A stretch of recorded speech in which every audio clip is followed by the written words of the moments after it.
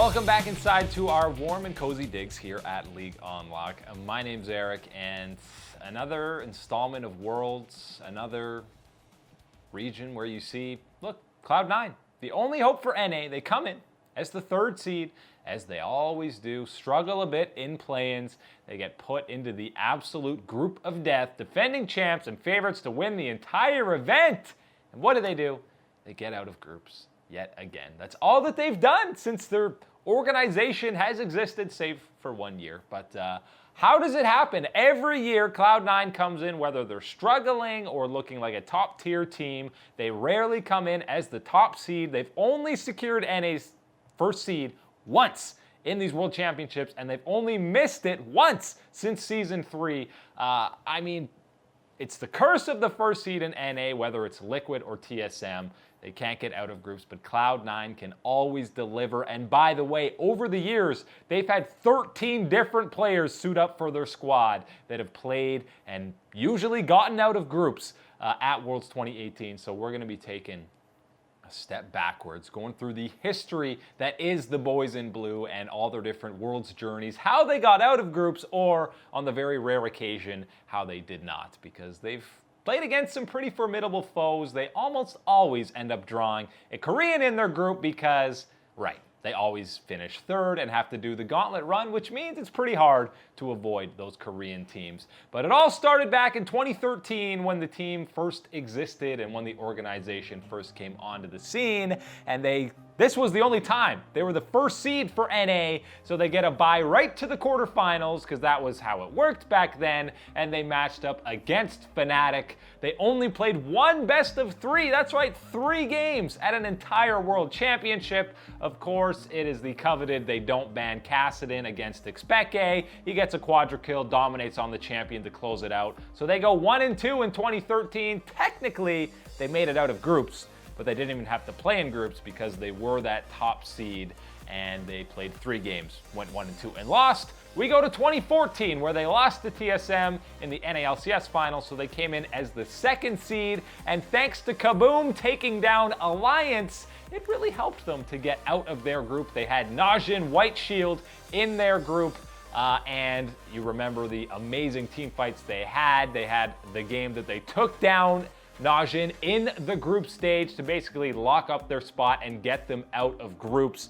They still looked like a fantastic team, and even though they lost to TSM, it was a close series, and they were very clearly 1-2 in North America. They had the "this is for Kaboom" clip that Hai was saying, and this is, by the way, the exact same roster that they ran in 2013. So they get out of groups miraculously at 4-2, and then they draw Samsung Blue, who were one of the 2 favorites to win the entire event, and they actually played them pretty darn close. It went to 4 games, but this 4th game had the absolutely incredible ending where they were oh so close to rushing down the nexus of Samsung, even though they were behind for, the entire game. They turned around one team fight in the mid lane and a few auto attacks away from forcing a 5th game. They probably still lose in a 5th game, but it would have been pretty exciting to see an NA team challenge Korea in that Game 5. And then we go to 2015, where they struggle the entire split, go through a whole bunch of roster changes, go from 7th to running around the gauntlet,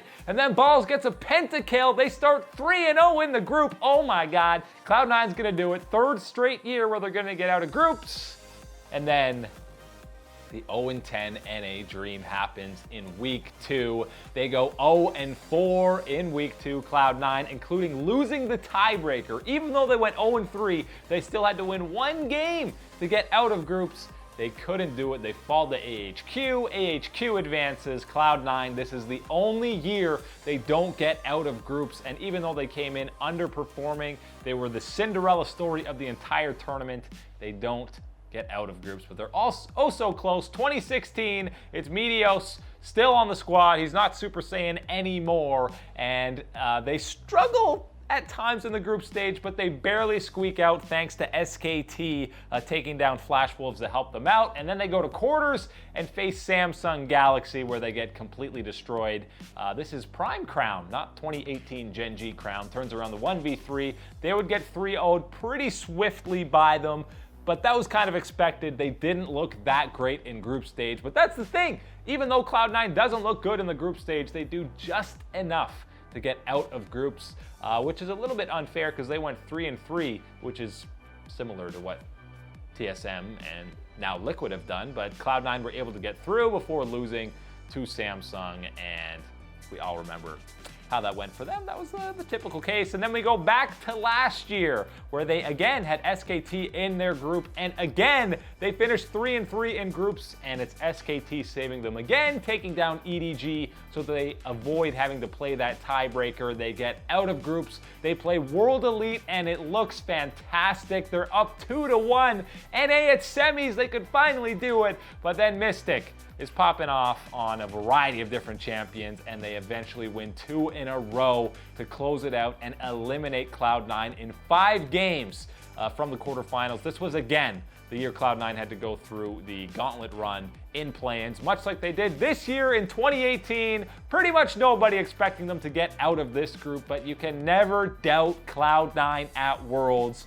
This was a bigger turnaround than 2015, where they were struggling, came 7th, and then eventually ran through the entire gauntlet. This was a Cloud9 that was 2-6, 10th, dead last, behind Golden Guardians, behind Optic Gaming in the standings in NA, and then they did all these different roster swaps. They end up settling on 3 rookies to run through the entire scene, and then they get out of the group of death. A 3-1 record, almost 4-0, taking down RNG twice. They really had a chance in that tiebreaker. It would have been absolutely nutty if they finished first in that group. They end up finishing second, and I mean, what a turnaround for them, and what a run. This is the most impressive run at Worlds that I've seen out of the likes of Cloud9. So yet again, they do it. Yet again, they're the only team from NA that's getting out of groups. How do they keep doing it?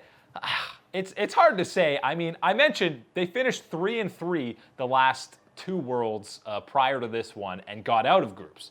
TSM finished 3-3 in 2016 and 2017. Liquid finished 3-3 in 2018, and they didn't get out of groups. Now, yes, there was the tiebreaker last year. That's why they didn't get out. This year, it was EDG coming up huge and taking down KT so that they didn't even get to play that tiebreaker against them. But really, it's a bit of just how the groups play out, right? 3-3 sometimes is good enough to get you out.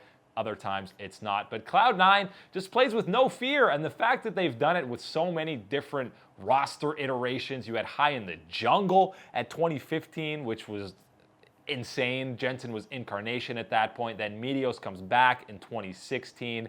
The only mainstay throughout all those different rosters has been Sneaky in that bottom lane. So Cloud9, even though they haven't won an NA/LCS title in about 4 years, since 2014 spring, they are still continue to be the heroes of North America when it comes to international competition. And after 2018, it's proven, never doubt them when it comes to a world championship. Coming up after the break, we've got some spicy news. Tyler won, and I'm a Cutie Pie set to face off in a wrestling match? What is happening in the world?